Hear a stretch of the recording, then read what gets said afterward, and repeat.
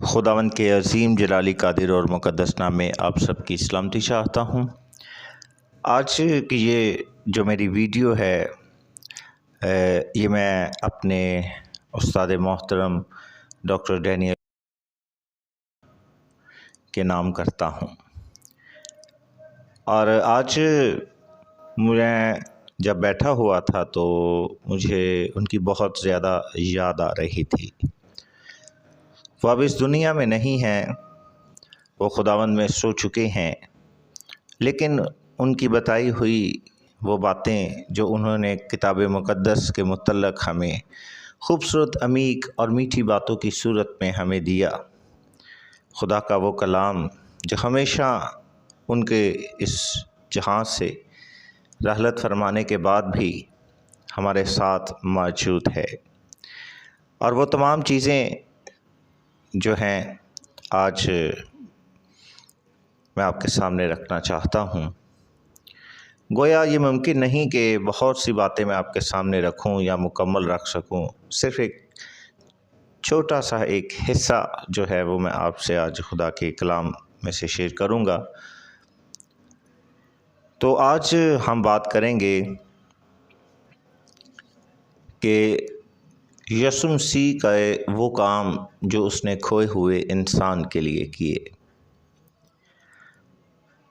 انسان کی اصل حالت پیدائش کی کتاب کے مطابق خداوند نے زمین کی مٹی سے انسان کو بنایا اور اس کے نتنوں میں زندگی کا دم پھونکا تو وہ جیتی جان ہوا۔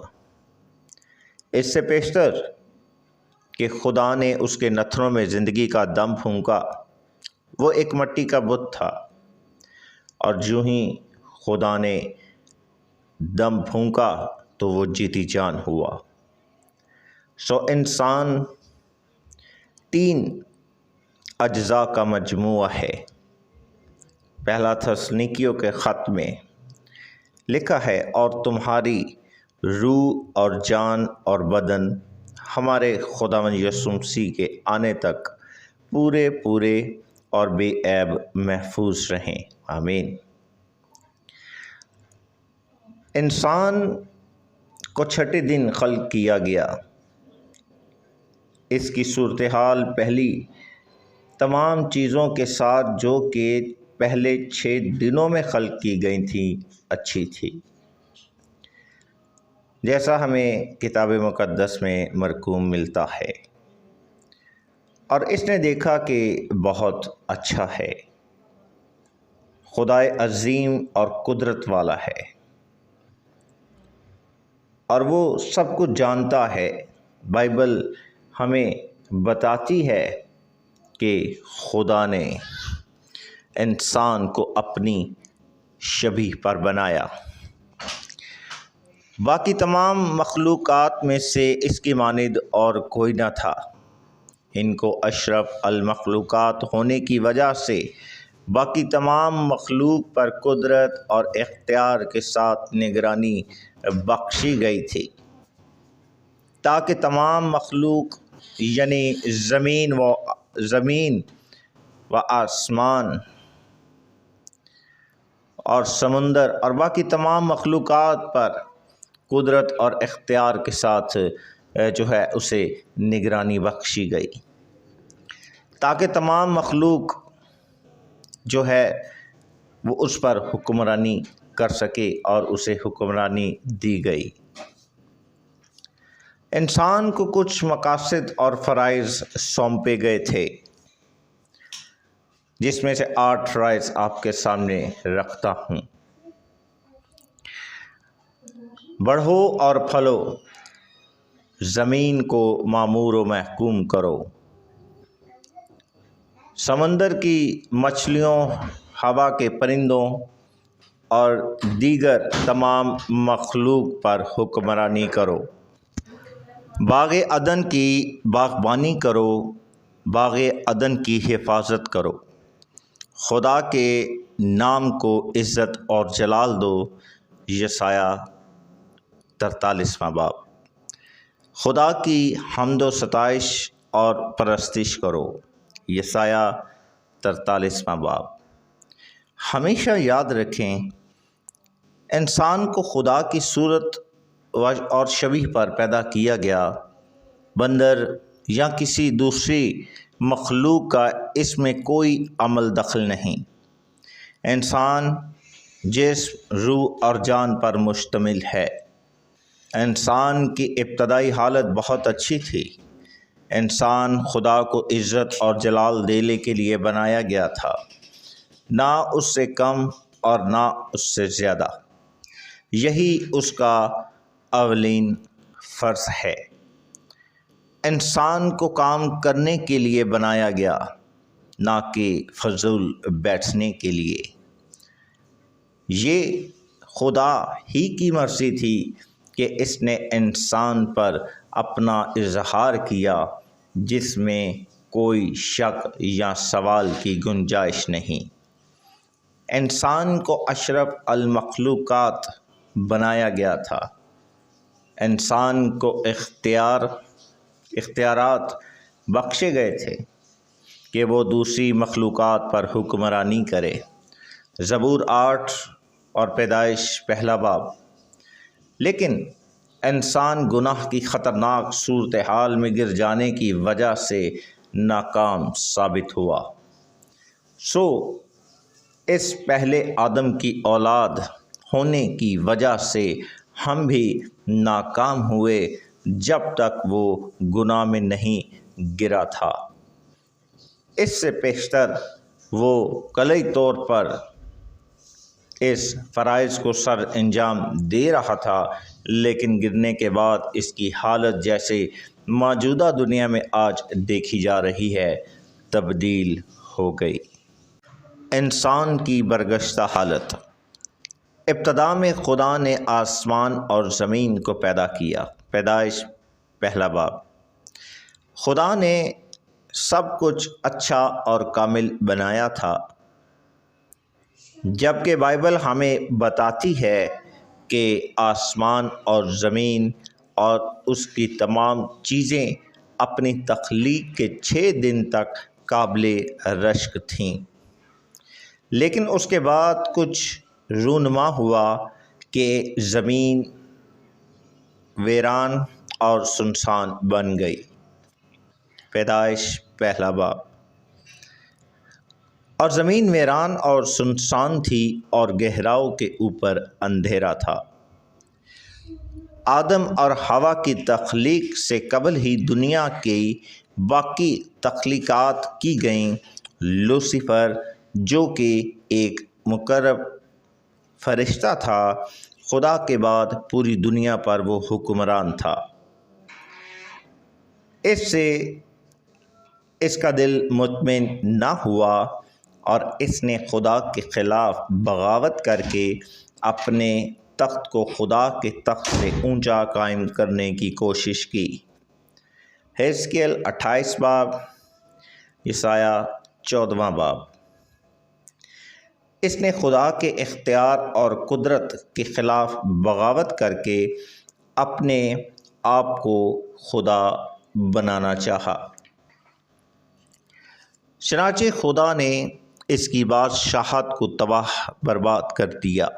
یسایہ 14واں باب۔ اس کے مطابق ابلیس خدا کا سب سے بڑا دشمن بن گیا۔ اس کو آسمان پر گرا دیا گیا۔ اس نے مملکتوں کو ہلایا اور برباد کر دیا۔ اس میں حقیقت نظر آتی ہے، جیسا کہ سائنسدان کہتے ہیں کہ زمین کروڑوں سال پرانی ہے، جس سے ظاہر ہوتا ہے کہ 6 دن کی تخلیق سے پیشتر آسمان اور زمین کتنا عرصہ پیشتر تخلیق کی جا چکی تھی۔ اس کی بربادی سے پیشتر کتنا عرصہ اس نے اس پر حکومت کی نامعلوم ہے۔ نوٹ کیجیے گا۔ آئندہ باب میں دیکھیں گے کہ لوسیفر کس طرح سے شیطان بنا اور اس کے ہم پلا فرشتے کیسے بغاوت اور اس کے ساتھ شامل ہوئے۔ خدا نے کس طرح سے وجود دیا۔ خدا قدرت والا خدا ہے اور وہ خالق اور مالک ہے۔ زمین سنسان اور اجاڑ تھی، اس کے روح اور کلام سے سب کچھ وجود میں آیا۔ خدا کی روح زمین کو مناسب شکل دینے کے لیے اس پر جنبش کرتی تھی۔ آج کی زمین 6000 سال پرانی ہے، خدا اس کو مناسب شکل دینا چاہتا ہے۔ خدا کا روح اور کلام انسان کی زندگی میں اس کے کھوکھلے پن کو مکمل طور پر معمور کرنے کے لیے پھر جنبش کر رہا ہے۔ خدا کی شبیہ پر حملہ۔ سب کچھ جو بھی خدا نے بنایا تھا کامل اور اچھا تھا۔ خدا نے صرف انسان کو ہی اپنی شکل اور شبیہ پر بنایا تھا، اس کو حکمرانی کرنے کا اختیار بخشا تھا۔ وہ خدا کے جلال اور عظمت کا پرتو تھا۔ زبور 8۔ خدا کے بعد انسان ہی حکمران تھا۔ لوسیفر جو کہ ابلیس بن گیا تھا، اس نے انسان کو اپنے حملے کا نشانہ بنایا۔ وہ خدا کے سامنے اپنے تخت کو اونچا کرنے میں بری طرح سے ناکام ہو چکا تھا۔ اس نے انسان کی قوت و اختیار کو چھیننا چاہا، کیونکہ وہ خدا کے بعد دوسرے درجہ پر حکمران تھا۔ وہ خدا کا نائب تھا۔ خدا نے ابتدا میں حکمرانی کا اختیار لوسیفر کو بخشا تھا، لیکن اس نے بغاوت کی۔ خدا نے اس کی تمام قوت اور اختیار کو واپس لے لیا۔ پھر اس نے انسان کو بنایا اور وہ اختیار اسے بخش دیا کہ وہ زمین، ہوا اور سمندر کی تمام مخلوق پر حکمرانی کرے۔ کوئی دوسرا نہیں تھا جو ان پر حکمرانی کر سکے۔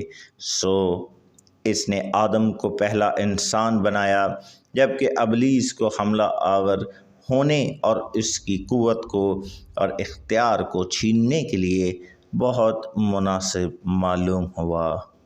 اب ہم دیکھتے ہیں کہ یہ سب کچھ کیسے واقع ہوا۔ ابلیس اور پرانا سانپ۔ شیطان بھی اس سے بہتر کہ اس نے بغاوت کی مقرب فرشتہ تھا۔ وہ ایک عقل مند روح ہے۔ اس نے شام کو انسان کو گرانے کے لیے استعمال کیا، جو کہ خوبصورت اور چالاک تھا، اور اپنے پہلے والدین کو دھوکہ دینے میں کامیاب ہوا۔ وہ لوگوں تک بہت شائستہ اور دلربا طریقے سے پہنچتا ہے۔ سو اس کی دھوکہ دہی کی تراکیب سے ہوشیار رہیں، جن کو مندرجہ بالا صورتحال کے تحت بآسانی دھوکہ دے سکتا ہے۔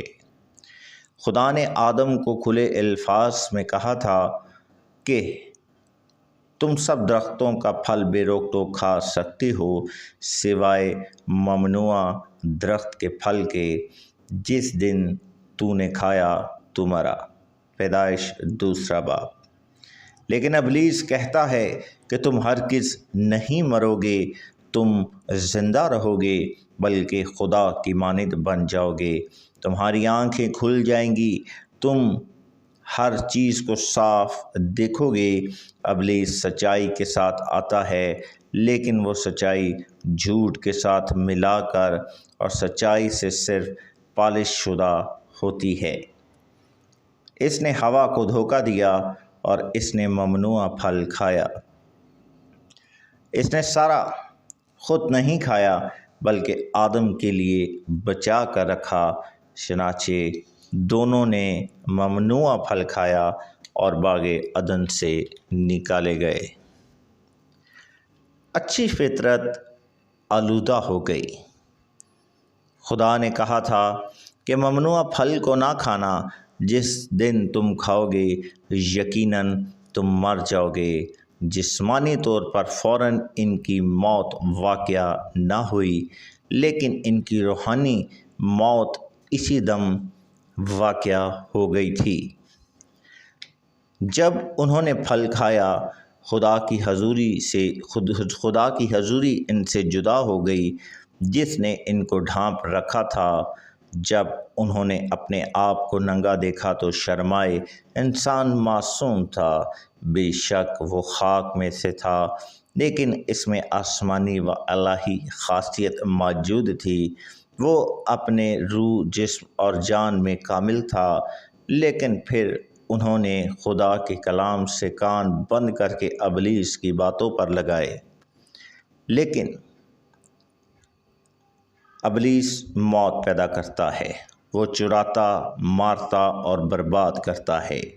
وہ انسان کے اختیارات اور قدرت کو چراتا ہے اور روحانی طور پر ان کو ہلاک کر دیتا ہے۔ خدا روح ہے۔ نافرمانی اور گناہ نے خدا کی روح کو انسان سے جدا کر دیا، جس سے انسانی روح مردہ ہو گئی۔ انسان میں خدا کی زندگی تھی اور خدا کی فطرت تھی۔ انسان کے جسم، روح اور جان میں گناہ نے اثر چھوڑا اور کمزوری اور موت نے اپنا اثر اس پر مسلط کر لیا۔ انسان کی ہر ایک خاصیت اور پہلو ابلیس اور گناہ کے ماتحت ہو گئی۔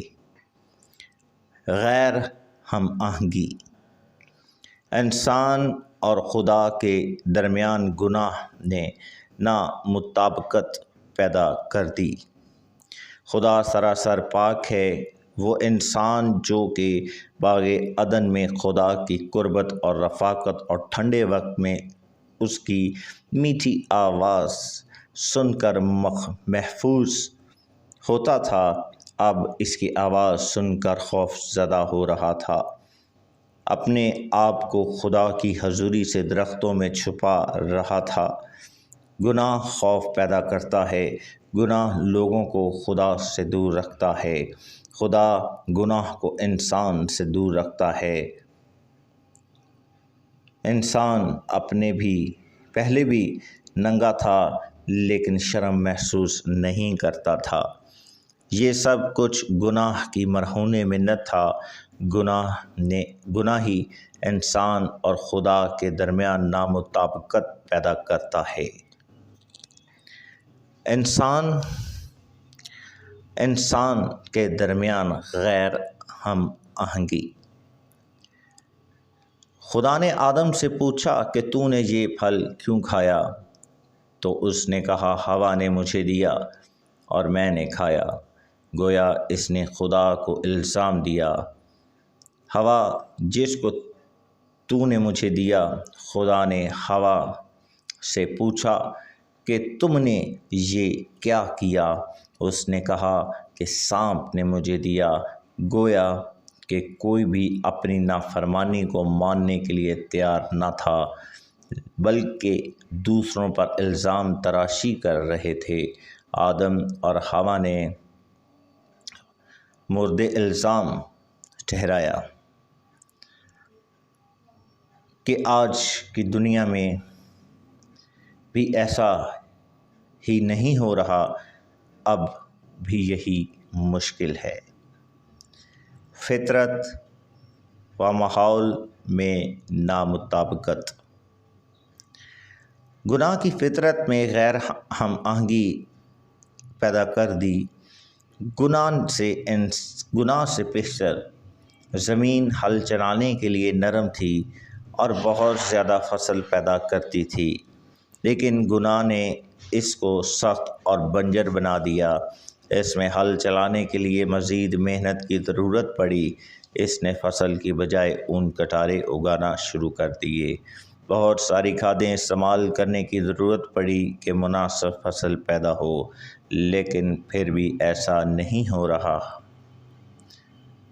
گناہ نے یہ دیرپا تبدیلی پیدا کی اور اتنی دیر تک رہے گی جب تک مسیح خداوند دوبارہ نہیں آ جاتے اور نیا آسمان و نئی زمین بنائی نہیں جاتی۔ گناہ کے دوسرے اثرات نتائج۔ گناہ ایک متعدی بیماری ہے۔ یہ لوگوں کو فطرت اور خدا کو بھی یہ لوگوں کی فطرت اور خدا کو بھی متاثر کرتی ہے۔ اس کے اثرات دیکھتے ہیں۔ خدا نے گناہ کی وجہ سے لعنت کی۔ گناہ ایک دہشت ناک چیز ہے۔ یہ اپنے گرد و نواح کو متاثر کرتا ہے، چاہے کسی نے بھی گناہ سرزد کیا ہو۔ بہت گہرے اور معلق طور پر اس کے اثرات پڑتے ہیں۔ آدم پر اس طرح سے اثر انداز ہوا کہ زمین کا پھل حاصل کرنے کے لیے اس کو بھاری محنت کرنی پڑتی تھی۔ جب اس نے بھاری محنت کی تو یہ اس کے جسم پر اثر انداز ہوئی، جو کہ وقت گزرنے کے ساتھ ساتھ کمزور ہوتا گیا۔ ہوا، وہ شدید درد کے ساتھ بچے پیدا کرے گی، جو کہ خدا کے پہلے پروگرام میں یہ شامل نہ تھا۔ اس کو کلئی طور پر اپنے خاوند پر انحصار کرنے کی ضرورت پڑی۔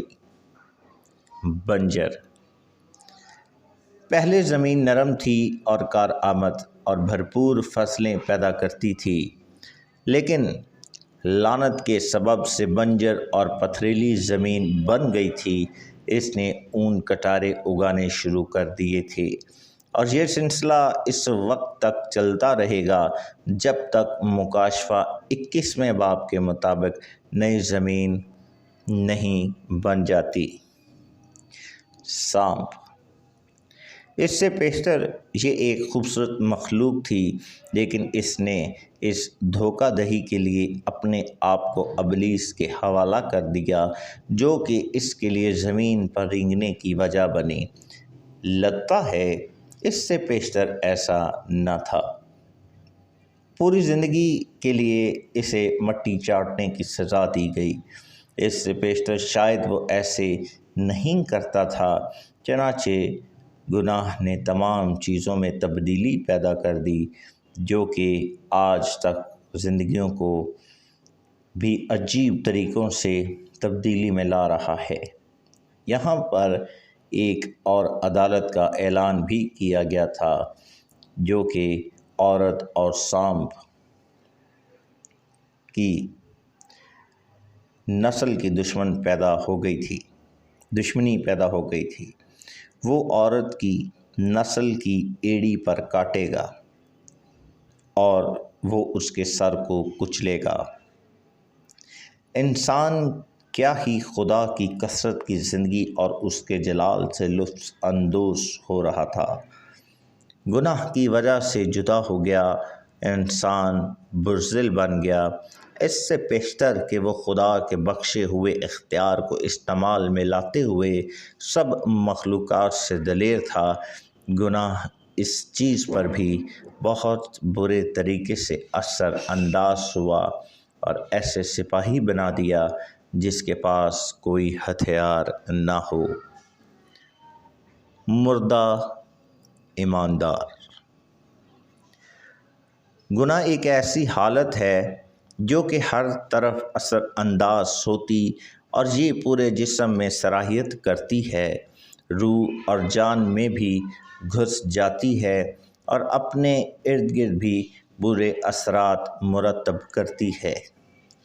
سب کچھ کمزور ہو جاتا ہے اور شدید گھاٹے کی طرف بڑھتا جاتا ہے۔ گناہ ایک ایسی موذی مرض ہے۔ اگر آپ گناہ میں ہیں تو براہ کرم اس کو چھوڑ دیں۔ یہ آپ کو ہر لحاظ سے برباد کرتا ہے۔ یہ آپ کو کمزور، بزدل اور خوف زدہ بنا دیتا ہے۔ سو اپنے گناہوں سے توبہ کر کے اپنے اصلی گھر اور خداوند مسیح میں کثرت کی زندگی اور فضل میں آ جائیں۔ اگر کچھ ممنوعہ پھل آپ کو واپس آزمائش میں ڈال رہا ہے تو کہیں کہ نہیں، ہر قیمت پر انکار کر دیں، اس کا فضل اس کے تابع دار لوگوں پر ہمیشہ رہتا ہے۔ پوری نسل انسانی متاثر ہو چکی تھی۔ مسیح خداوند اس کی تصدیق یوں کرتے ہیں، جو جسم سے پیدا ہوا وہ جسم ہے، جو روح سے پیدا ہوا وہ روح ہے۔ یوحنا 3 باب۔ پر جس طرح ایک آدمی کے وسیلہ سے گناہ اس دنیا میں آیا اور گناہ کے سبب سے موت آئی اور یوں موت سب آدمیوں میں پھیل گئی، اس لیے کہ سب نے گناہ کیا۔ رومیو 5 باب۔ داؤد نبی نے بھی اس قسم کی کیفیت اپنی زندگی میں دیکھی۔ زبور 51۔ میں گناہ کی حالت میں ہی ماں کے پیٹ میں پڑا، کیونکہ سب نے گناہ کیا اور سب خدا کے جلال سے محروم ہو گئے۔ بعض لوگ سوچتے ہیں کہ انسان اس لیے گناہ گار ہے کیونکہ وہ گناہ کرتا ہے، لیکن بائبل میں صاف طور پر یہاں بتاتی ہے کہ انسان گناہ گار ہے اس لیے وہ گناہ کرتا ہے۔ جب جڑ ہی گناہ ہے تو پھل بھی گناہ ہی ہوگا۔ انسان اس وقت تک گناہ کرنے سے باز نہیں آ سکتا جب تک گناہ کی جڑ کو کاٹ نہ دیا جائے۔ داؤد اس چیز کا اقرار کرتے ہوئے کہتا ہے کہ میں گناہ کی حالت میں ہی ماں کے پیٹ میں پڑا۔ ایوب بھی اس چیز کو یوں اقرار کرتا ہے، انسان ہے کیا کہ وہ پاک ہوا، اور وہ جو عورت سے پیدا ہوا کیا ہے کہ صادق ہو۔ ایوب 15 باب۔ کیونکہ جو جسم سے پیدا ہوا جسم ہے اور جو روح سے پیدا ہوا وہ روح ہے۔ جو جسم سے پیدا ہونے والے ہیں ان کو آدم کی وجہ سے ورثہ میں ہی گناہ ملا۔ پالوس اس چیز کا درد محسوس کرتے ہوئے چلاتا ہے کہ مجھے اس موت کے بدن سے کون آزاد کرے گا۔ سہ پہلو انسانی فطرت میں فطور۔ بدن پر اثرات۔ گناہ سے پیشتر انسانی جسم بہت اچھا تھا۔ گناہ کے سرزد ہونے کے بعد ہی آباء و اجداد کے اجسام میں کمزوری آنا شروع ہو گئی۔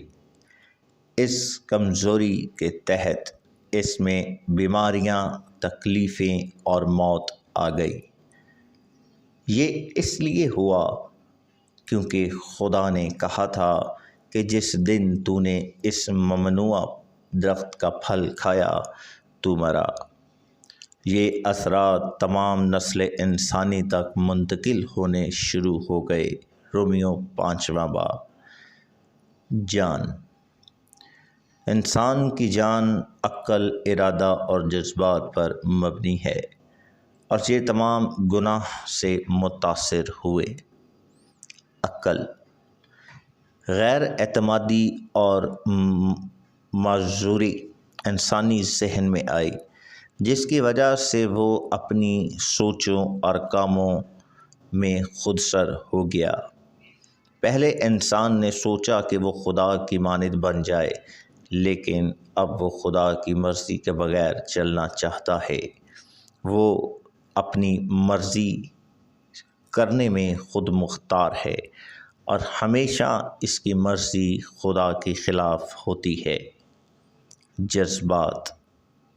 اس نے ممنوع پھل کھا کر اس سے لطف اندوز ہونا چاہا۔ اس کی زندگی کا یہی اصول اس کی آئندہ نسل انسانی میں پھیل گیا کہ وہ ممنوعات سے زیادہ لطف اندوز ہو نسبتاً جس کی اجازت ہے۔ روح۔ خدا روح ہے، انسان بھی روح ہے۔ جب انسان نے خدا کی نافرمانی کی تو خدا کی روح اور انسان کے روح میں جدائی ہوئی۔ جس سے انسان اور خدا کی رفاقت ٹوٹ گئی وہ کمزور سے کمزور تر ہوتی گئی، حتیٰ کہ اس کی موت واقع ہو گئی۔ خدا سراسر پاک ہے، وہ گناہ آلودہ انسان کے ساتھ رفاقت نہیں رکھ سکتا۔ گناہ نے انسان اور خدا کے درمیان جدائی ڈال دی۔ انسانی روح کی رفاقت براہ راست خدا کے ساتھ تھی، جس سے وہ اب اس کی مرضی کو حاصل کر کے اسے پورا کرتی تھی، لیکن گناہ نے خدا اور انسان کی روح کو علیحدہ کر دیا۔ مندرجہ ذیل حوالہ جات اس چیز کی تصدیق کرتے ہیں کہ انسانی جسم جسمانی طور پر تو زندہ تھا، لیکن روحانی طور پر مردہ ہو چکا تھا۔